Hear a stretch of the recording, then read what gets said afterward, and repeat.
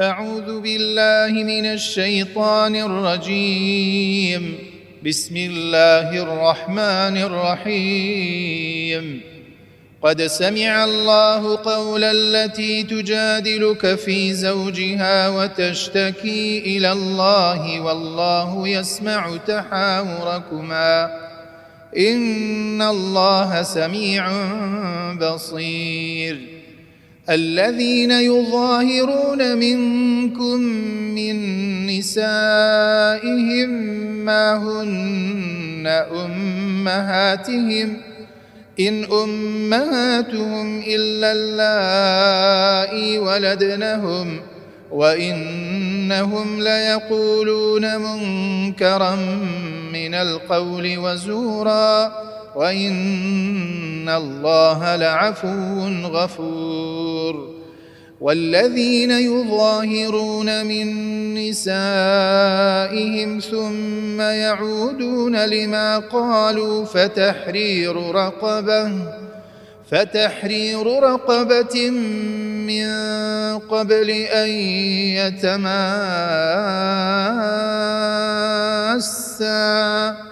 ذلكم توعظون به والله بما تعملون خبير. فمن لم يجد فصيام شهرين متتابعين من قبل أن يتماسا فمن لم يستطع فإطعام 60 مسكينا ذلك لتؤمنوا بالله ورسوله وتلك حدود الله وللكافرين عذاب أليم. إن الذين يحادون الله ورسوله كبتوا كما كبت الذين من قبلهم وقد أنزلنا آيات بينات وللكافرين عذاب مهين. يوم يبعثهم الله جميعا فينبئهم بما عملوا أحصاه الله ونسوه والله على كل شيء شهيد. ألم تر أن الله يعلم ما في السماوات وما في الأرض ما يكون من نجوى 3 إلا هو رابعهم ولا 5 إلا هو سادسهم ولا أدنى من ذلك ولا أكثر إلا هو معهم أينما كانوا ثم ينبئهم بما عملوا يوم القيامة إن الله بكل شيء عليم. ألم تر إلى الذين نهوا عن النجوى ثم يعودون لما نهوا عنه ويتناجون بالإثم والعدوان ومعصية الرسول وإذا جاءوك حيوك بما لم يحيك به الله ويقولون في أنفسهم لولا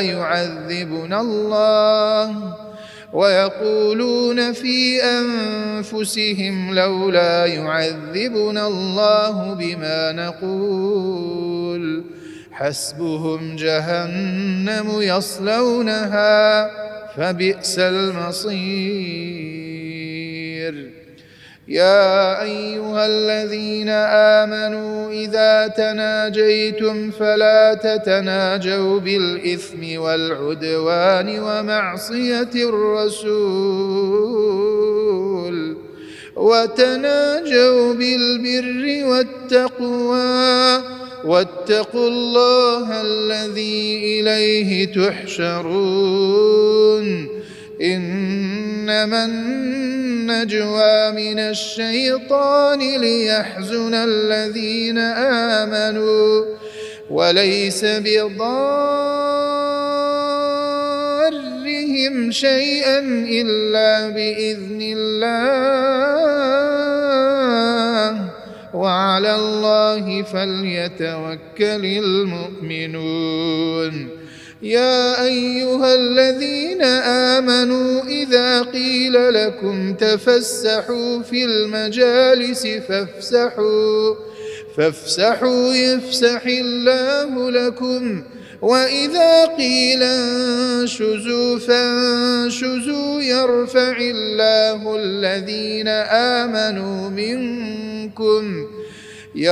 الله الذين آمنوا منكم والذين أوتوا العلم درجات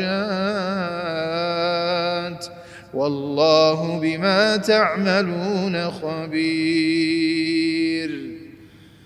يا أيها الذين آمنوا إذا ناجيتم الرسول فقدموا بين يدي نجواكم صدقة ذلك خير لكم وأطهر فإن لم تجدوا فإن الله غفور رحيم أأشفقتم أن تقدموا بين يدي نجواكم صدقات فإذ لم تفعلوا وتاب الله عليكم فأقيموا الصلاة وآتوا الزكاة وأطيعوا الله ورسوله والله خبير بما تعملون ألم تر إلى الذين تولوا قوما غضب الله عليهم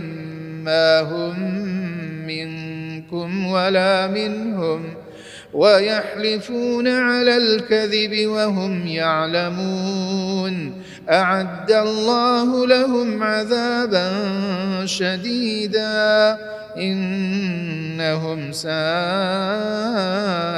ما كانوا يعملون اتخذوا أيمانهم جنة فصدوا عن سبيل الله فلهم عذاب مهين لن تغني عنهم أموالهم ولا أولادهم من الله شيئا أولئك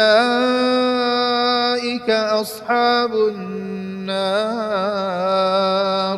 هم فيها خالدون يوم يبعثهم الله جميعا فيحلفون له كما يحلفون لكم ويحسبون أنهم على شيء ألا إنهم هم الكاذبون استحوذ عليهم الشيطان فأنساهم ذكر الله أولئك حزب الشيطان ألا إن حزب الشيطان هم الخاسرون إن الذين يحادون الله ورسوله أولئك في الأذلين كتب الله لأغلبن أنا ورسلي إن الله قوي عزيز لا تجد قوما يؤمنون بالله واليوم الآخر يوادون من حاد حاد الله ورسوله ولو كانوا آباءهم أو أبناءهم أو إخوانهم أو عشيرتهم أولئك كتب في قلوبهم الإيمان وأيدهم بروح منه ويدخلهم جنات تجري من تحتها الأنهار خالدين فيها رضي الله عنهم ورضوا عنه أولئك حزب الله ألا إن حزب الله هم المفلحون بسم الله الرحمن الرحيم سبح لله ما في السماوات وما في الأرض وهو العزيز الحكيم هو الذي أخرج الذين كفروا من أهل الكتاب من ديارهم لأول الحشر ما ظننتم أن يخرجوا وظنوا أنهم مانعتهم حصونهم من الله فأتاهم الله من حيث لم يحتسبوا وقذف في قلوبهم الرعب يخربون بيوتهم بأيديهم وأيدي المؤمنين فاعتبروا يا أولي الأبصار ولولا أن كتب الله عليهم الجلاء لعذبهم في الدنيا ولهم في الآخرة عذاب النار ذلك بأنهم شاقوا الله ورسوله ومن يشاق الله فإن الله شديد العقاب ما قطعتم من لينة أو تركتموها قائمة على أصولها فبإذن الله وليخزي الفاسقين وما أفاء الله على رسوله منهم فما أوجفتم عليه من خيل ولا ركاب ولكن الله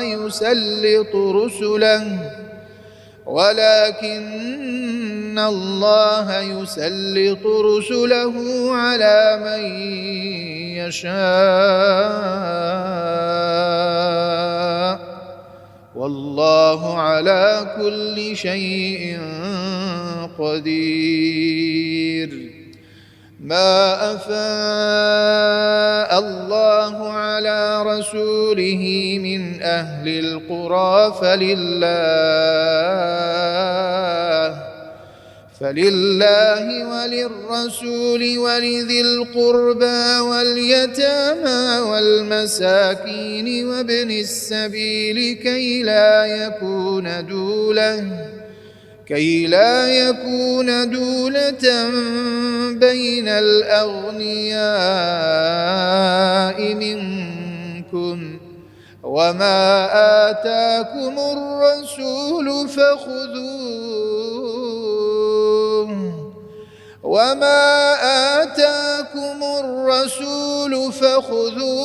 وما نهاكم عنه فانتهوا واتقوا الله واتقوا الله إن الله شديد العقاب. للفقراء المهاجرين الذين أخرجوا من ديارهم وأموالهم يبتغون فضلا من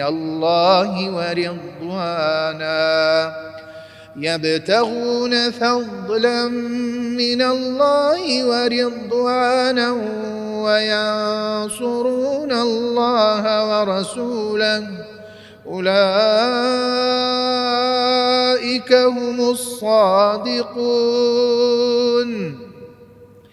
والذين تبوأوا الدار والإيمان من قبلهم يحبون من هاجر إليهم ولا يجدون في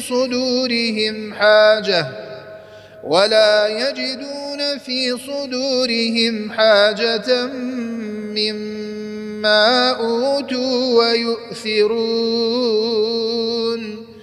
ويؤثرون على أنفسهم ولو كان بهم خصاصة ومن يوق شح نفسه فأولئك هم المفلحون. والذين جاءوا من بعدهم يقولون ربنا اغفر لنا ولإخواننا الذين سبقونا بالإيمان ولا تجعل في قلوبنا غلا للذين آمنوا ربنا إنك رؤوف رحيم.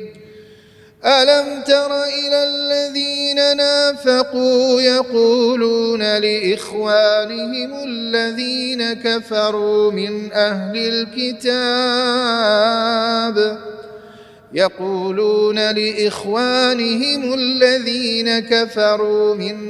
الكتاب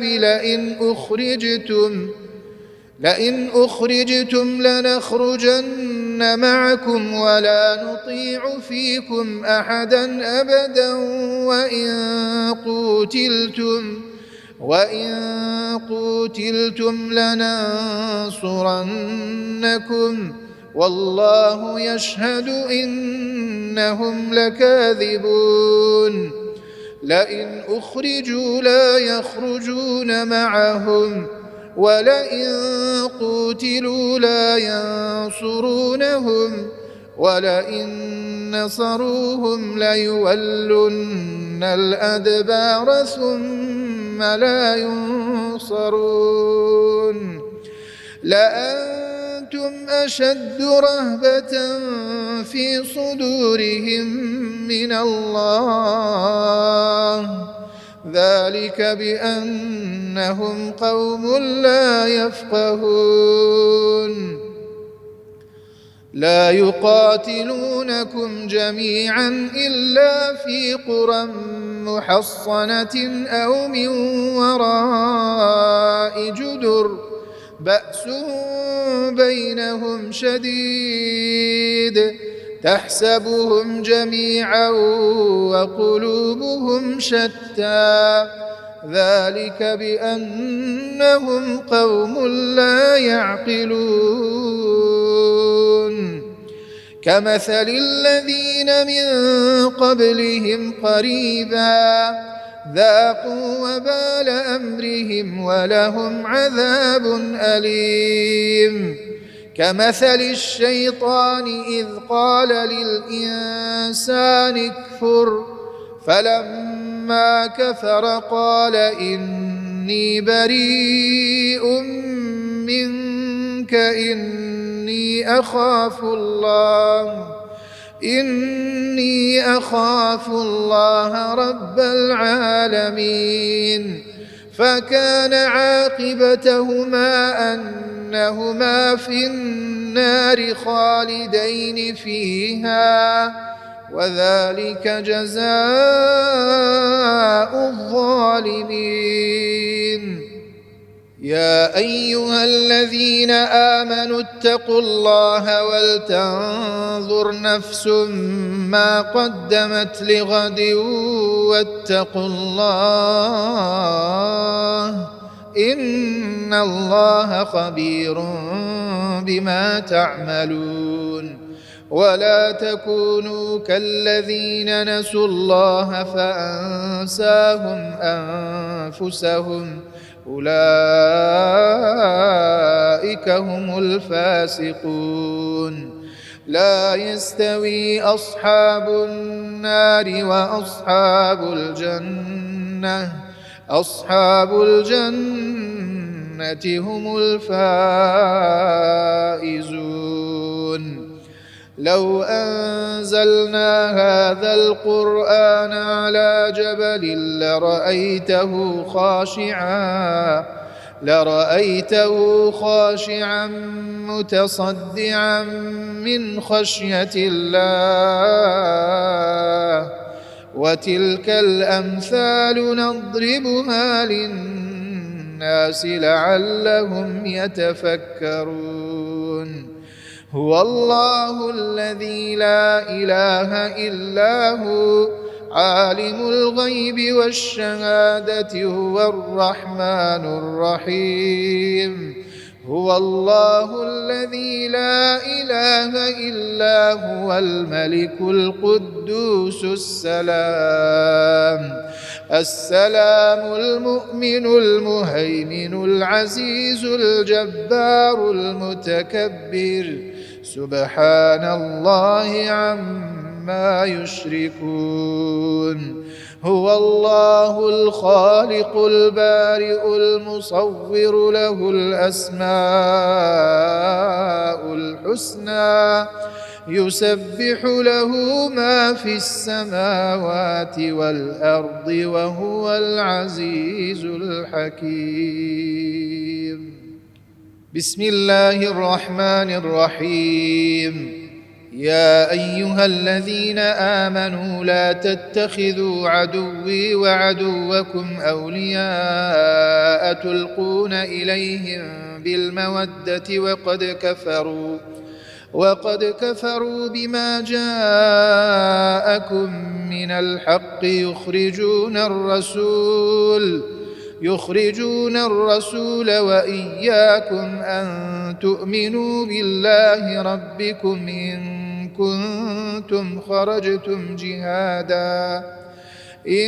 كنتم خرجتم جهادا في سبيلي وابتغاء مرضاتي تسرون إليهم بالمودة وأنا أعلم بما أخفيتم وما أعلنتم ومن يفعله منكم فقد ضل سواء السبيل إن يثقفوكم يكونوا لكم أعداء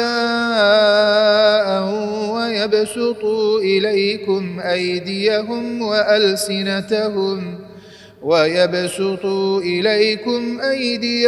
وألسنتهم بالسوء وودوا لو تكفرون لن تنفعكم أرحامكم ولا أولادكم يوم القيامة يفصل بينكم والله بما تعملون بصير قد كانت لكم أسوة حسنة في إبراهيم والذين معه إذ قالوا لقومهم إنا براء منكم ومما تعبدون من دون الله كفرنا بكم وبدا بيننا وبينكم العداوة إذ قالوا لقومهم إنا براء منكم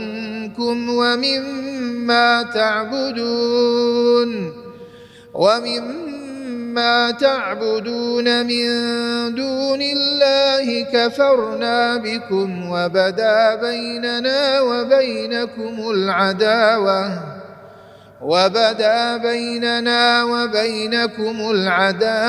والبغضاء أبدا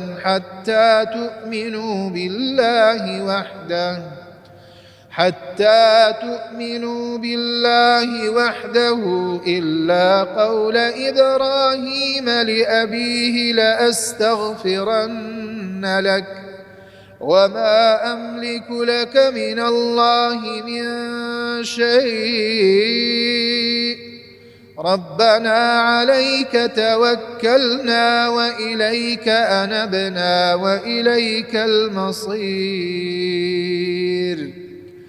ربنا لا تجعلنا فتنة للذين كفروا واغفر لنا ربنا إنك أنت العزيز الحكيم لقد كان لكم فيهم أسوة حسنة لمن كان يرجو الله واليوم الآخر ومن يتول فإن الله هو الغني الحميد عسى الله أن يجعل بينكم وبين الذين عاديتم منهم مودة والله قدير والله غفور رحيم لا ينهاكم الله عن الذين لم يقاتلوكم في الدين ولم يخرجوكم من دياركم أن تبروهم وتقسطوا إليهم إن الله يحب المقسطين إنما ينهاكم الله عن الذين قاتلوكم في الدين وأخرجوكم من دياركم وظاهروا على إخراجكم أن تولوهم ومن يتولهم فأولئك هم الظالمون يا أيها الذين آمنوا إذا جاءكم المؤمنات مهاجرات فامتحنوهن الله أعلم بإيمانهن فإن علمتموهن مؤمنات فلا ترجعوهن إلى الكفار لا هن حل لهم ولا هم يحلون لهن وآتوهم ما أنفقوا ولا جناح عليكم أن تنكحوهن إذا آتيتموهن أجورهن ولا تمسكوا بعصم الكوافر واسألوا ما أنفقتم وليسألوا ما أنفقوا ذلكم حكم الله يحكم بينكم والله عليم حكيم وإن فاتكم شيء من أزواجكم إلى الكفار فعاقبتم فآتوا الذين ذهبت أزواجهم مثل ما أنفقوا واتقوا الله الذي أنتم به مؤمنون يا أيها النبي إذا جاءك جاءك المؤمنات يبايعنك على ألا يشركن بالله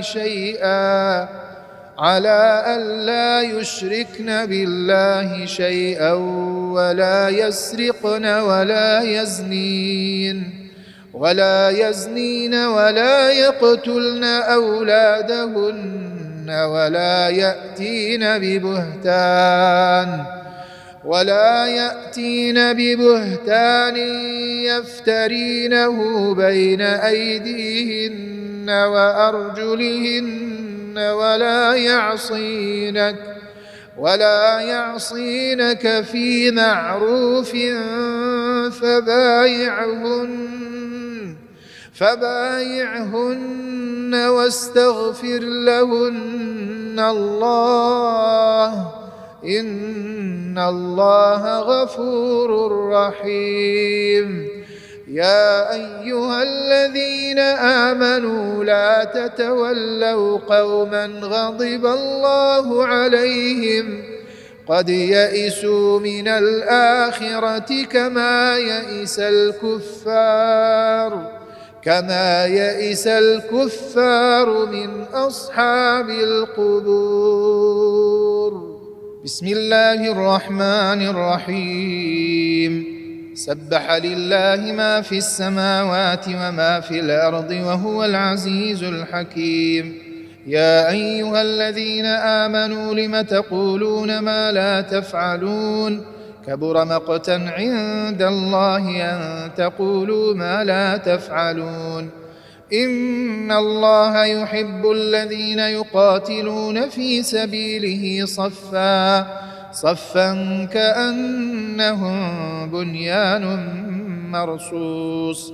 وإذ قال موسى لقومه يا قوم لم تؤذونني وقد تعلمون أني رسول الله إليكم فلما زاغوا أزاغ الله قلوبهم والله لا يهدي القوم الفاسقين. وإذ قال عيسى ابن مريم يا بني إسرائيل إني رسول الله إليكم مصدقا لما بين يدي من التوراة ومبشرا برسول يأتي من بعد اسمه أحمد. فلما جاءهم بالبينات قالوا هذا سحر مبين. ومن أظلم ممن افترى على الله الكذب وهو يدعى إلى الإسلام والله لا يهدي القوم الظالمين. يريدون ليطفئوا نور الله بأفواههم والله متم نوره ولو كره الكافرون. هو الذي أرسل رسوله بالهدى ودين الحق ليظهره على الدين كله ولو كره المشركون. يا أيها الذين آمنوا هل أدلكم على تجارة تنجيكم من عذاب أليم تؤمنون بالله ورسوله وتجاهدون في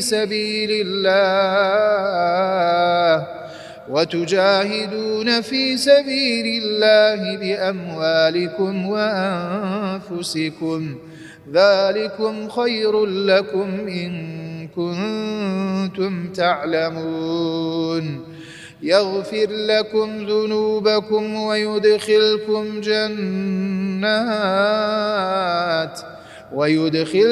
جنات تجري من تحتها الأنهار ومساكن طيبة في جنات عدن ذلك الفوز العظيم. وأخرى تحبونها نصر من الله وفتح قريب وبشر المؤمنين. يا أيها الذين آمنوا كونوا أنصار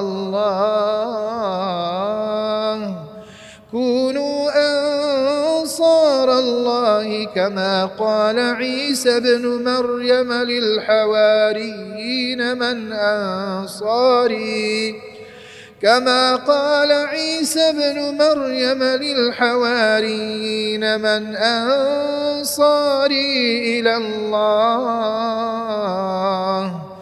قال الحواريون نحن أنصار الله. فآمنت طائفة من بني إسرائيل وكفرت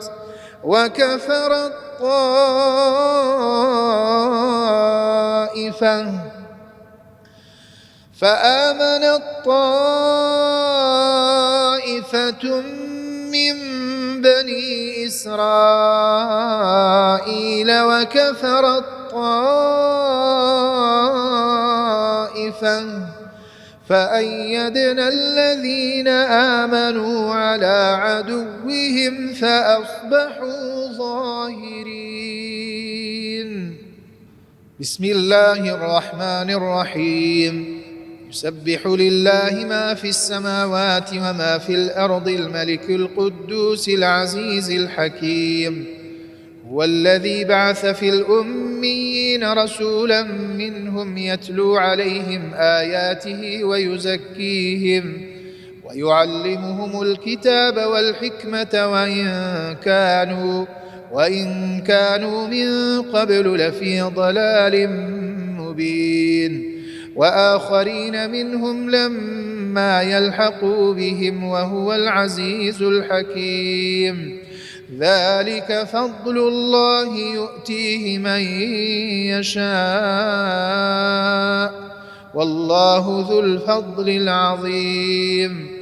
مثل الذين حملوا التوراة ثم لم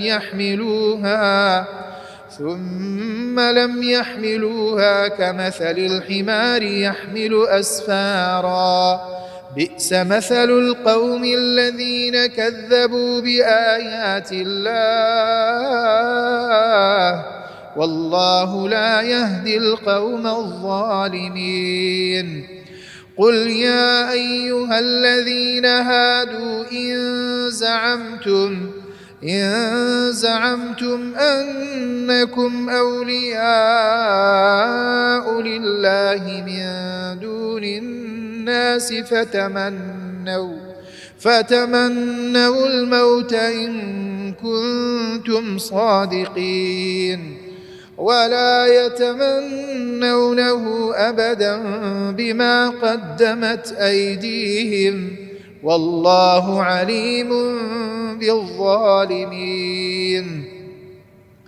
قل إن الموت الذي تفرون منه فإنه ملاقيكم ثم تردون إلى عالم الغيب والشهادة فينبئكم بما كنتم تعملون. يا أيها الذين آمنوا إذا نودي للصلاة من يوم الجمعة فاسعوا إلى ذكر الله وذروا البيع ذلكم خير لكم إن كنتم تعلمون. فإذا قضيت الصلاة فانتشروا في الأرض وابتغوا من فضل الله واذكروا الله كثيرا لعلكم تفلحون. وإذا رأوا تجارة أو لهوا انفضوا إليها وتركوك قائما قل ما عند الله خير من اللهو ومن التجارة والله خير الرازقين. بسم الله الرحمن الرحيم. إذا جاءك المنافقون قالوا نشهد إنك لرسول الله والله يعلم إنك لرسوله والله يشهد إن المنافقين لكاذبون. اتخذوا أيمانهم جنة فصدوا عن سبيل الله إنهم ساء ما كانوا يعملون. ذلك بأنهم آمنوا ثم كفروا فطبع على قلوبهم فهم لا يفقهون. وإذا رأيتهم تعجبك أجسامهم وإن يقولوا تسمع لقولهم كأنهم خشب مسندة يحسبون كل صيحة عليهم هم العدو فاحذرهم قاتلهم الله أنى يؤفكون. وإذا قيل لهم تعالوا يستغفر لكم رسول الله لووا رؤوسهم ورأيتهم يصدون وهم مستكبرون. سواء عليهم أستغفرت لهم أم لم تستغفر لهم لن يغفر الله لهم إن الله لا يهدي القوم الفاسقين. هم الذين يقولون لا تنفقوا على من عند رسول الله حتى ينفضوا ولله خزائن السماوات والأرض ولكن المنافقين لا يفقهون. يقولون لئن رجعنا إلى المدينة ليخرجن الأعز منها الأذل ولله العزة ولرسوله وللمؤمنين ولكن المنافقين لا يعلمون. يا أيها الذين آمنوا لا تلهكم أموالكم ولا أولادكم عن ذكر الله ومن يفعل ذلك فأولئك هم الخاسرون. وأنفقوا مما رزقناكم من قبل أن يأتي أحدكم الموت فيقول رب لولا أخرتني إلى أجل قريب فأصدق وأكن من الصالحين ولن يؤخر الله نفسا إذا جاء أجلها والله خبير بما تعملون. بسم الله الرحمن الرحيم. يسبح لله ما في السماوات وما في الأرض له الملك وله الحمد وهو على كل شيء قدير. هو الذي خلقكم فمنكم كافر ومنكم مؤمن والله بما تعملون بصير. خلق السماوات والأرض بالحق وصوركم فأحسن صوركم وإليه المصير. يعلم ما في السماوات والأرض ويعلم ما تسرون وما تعلنون والله عليم بذات الصدور. ألم يأتكم نبأ الذين كفروا من قبل فذاقوا وبال أمرهم ولهم عذاب أليم. ذلك بأنه كانت تأتيهم رسلهم بالبينات فقالوا أبشر يهدوننا فكفروا وتولوا واستغنى الله والله غني حميد. زعم الذين كفروا أن لن يبعثوا قل بلى وربي لتبعثن ثم لتنبؤن بما عملتم وذلك على الله يسير. فآمنوا بالله ورسوله والنور الذي أنزلنا والله بما تعملون خبير. يوم يجمعكم ليوم الجمع ذلك يوم التغابن ومن يؤمن بالله ويعمل صالحا يكفر عنه سيئاته ويدخله جنات تجري من تحتها الأنهار خالدين فيها أبدا ذلك الفوز العظيم.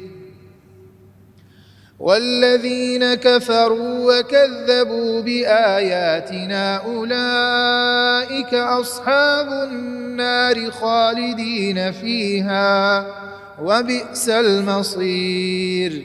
ما أصاب من مصيبة إلا بإذن الله ومن يؤمن بالله يهد قلبه والله بكل شيء عليم. وأطيعوا الله وأطيعوا الرسول فإن توليتم فإنما على رسولنا البلاغ المبين. الله لا إله إلا هو وعلى الله فليتوكل المؤمنون. يا أيها الذين آمنوا إن من أزواجكم وأولادكم عدوا لكم فاحذروهم وإن تعفوا وتصفحوا وتغفروا فإن الله غفور رحيم. إنما أموالكم وأولادكم فتنة والله عنده أجر عظيم. فاتقوا الله ما استطعتم واسمعوا وأطيعوا وأنفقوا خيرا لأنفسكم ومن يوق شح نفسه فأولئك هم المفلحون. إن تقرضوا الله قرضا حسنا يضاعفه لكم ويغفر لكم والله شكور حليم. عالم الغيب والشهادة العزيز الحكيم. بسم الله الرحمن الرحيم. يا أيها النبي إذا طلقتم النساء فطلقوهن لعدتهن وأحصوا العدة واتقوا الله ربكم لا تخرجوهن من بيوتهن ولا يخرجن إلا أن يأتين بفاحشة مبينة وتلك حدود الله ومن يتعد حدود الله فقد ظلم نفسه لا تدري لعل الله يحدث بعد ذلك أمرا. فإذا بلغن أجلهن فأمسكوهن بمعروف أو فارقوهن بمعروف وأشهدوا ذوي عدل منكم منكم وأقيموا الشهادة لله، ذلكم يوعظ به من كان يؤمن بالله واليوم الآخر، ومن يتق الله يجعل له مخرجا ويرزقه من حيث لا يحتسب، ومن يتوكل على الله فهو حسبه، إن الله بالغ أمره، قد جعل الله لكل شيء قدرا. واللائي يئسن من المحيض من نسائكم إن ارتبتم فعدتهن 3 أشهر، واللائي لم يحضن، وأولاة الأحمال أجلهن أن يضعن حملهن، ومن يتق الله يجعل له من أمره يسرا، ذلك أمر الله أنزله إليكم، ومن يتق الله يكفر عنه سيئاته ويعظم له أجرا. أسكنوهن من حيث سكنتم من وجدكم، ولا تضاروهن لتضيقوا عليهن، وإن كن أولات حمل فأنفقوا عليهن حتى يضعن حملهن، فإن أرضعن لكم فآتوهن أجورهن، وأتمروا بينكم بمعروف، وإن تعاسرتم فسترضع له أخرى، لينفق ذو سعة من سعته، ومن قدر عليه رزقه فلينفق مما آتاه الله، لا يكلف الله نفسا إلا ما آتاها، سيجعل الله بعد عسر يسرا. وكأي من قرية عتت عن أمر ربها ورسله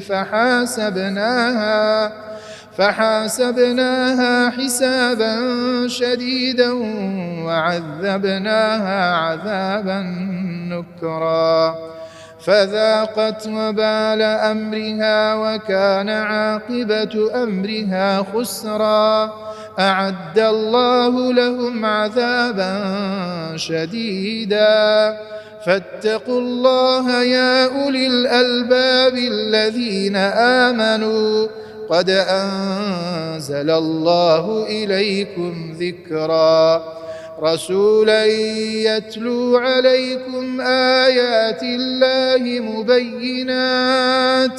مبينات ليخرج الذين آمنوا وعملوا الصالحات من الظلمات إلى النور، ومن يؤمن بالله ويعمل صالحا يدخله جنات تجري من تحتها الأنهار خالدين فيها أبدا، قد أحسن الله له رزقا. الله الذي خلق 7 سماوات ومن الأرض مثلهن، يتنزل الأمر بينهن لتعلموا أن الله على كل شيء قدير، وأن الله قد أحاط بكل شيء علما. بسم الله الرحمن الرحيم.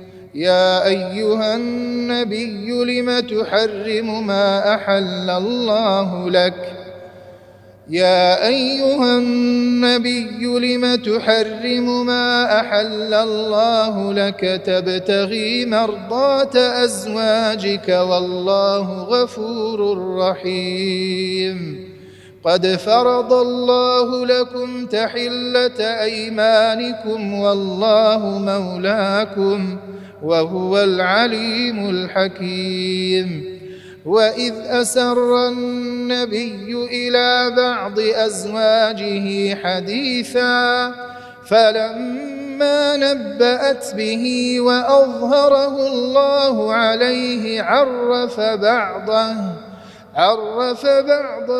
وأعرض عن بعض فلما نبأها به قالت من أنبأك هذا قال نبأني العليم الخبير إن تتوبا إلى الله فقد صغت قلوبكما وإن تظاهرا عليه فإن الله هو مولاه وجبريل وصالح المؤمنين والملائكة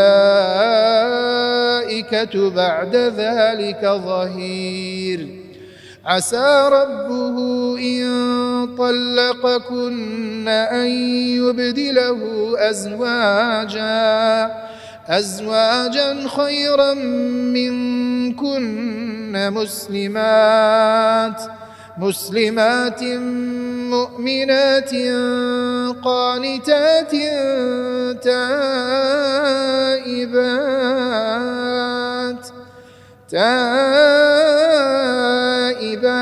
عابدات سائحات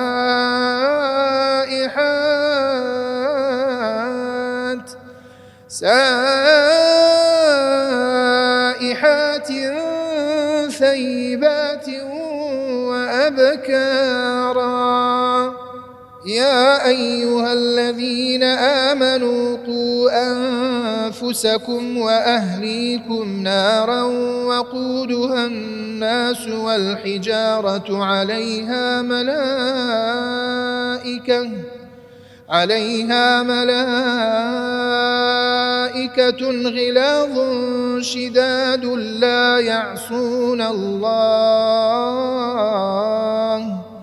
لا يعصون الله ما أمرهم ويفعلون ما يؤمرون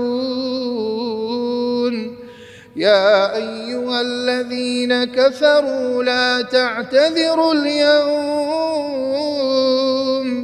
إنما تجزون ما كنتم تعملون يا أيها الذين آمنوا توبوا إلى الله توبة نصوحا عسى ربكم أن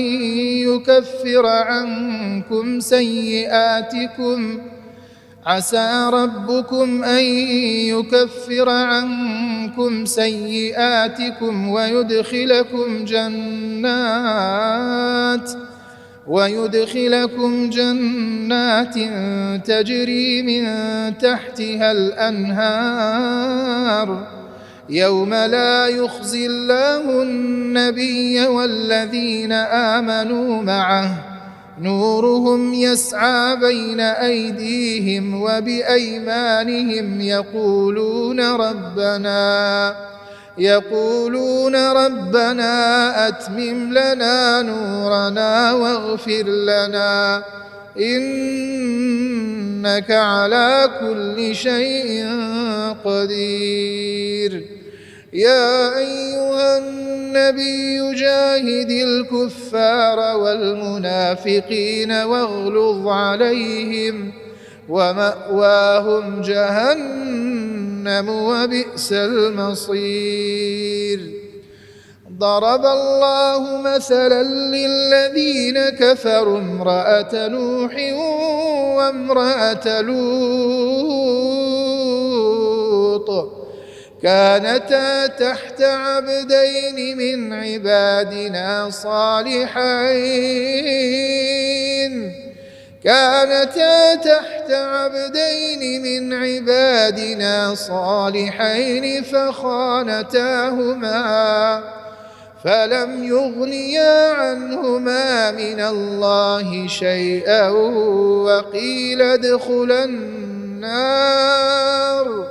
وقيل ادخلا النار مع الداخلين.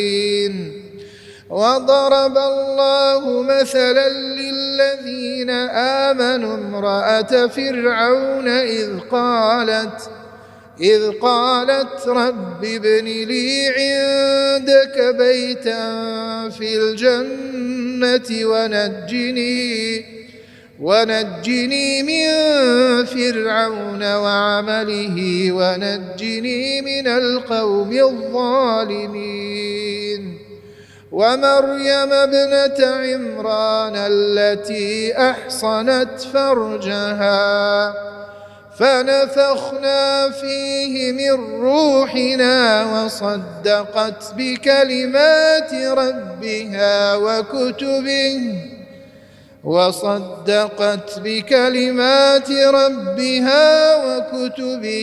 وكانت من القانتين.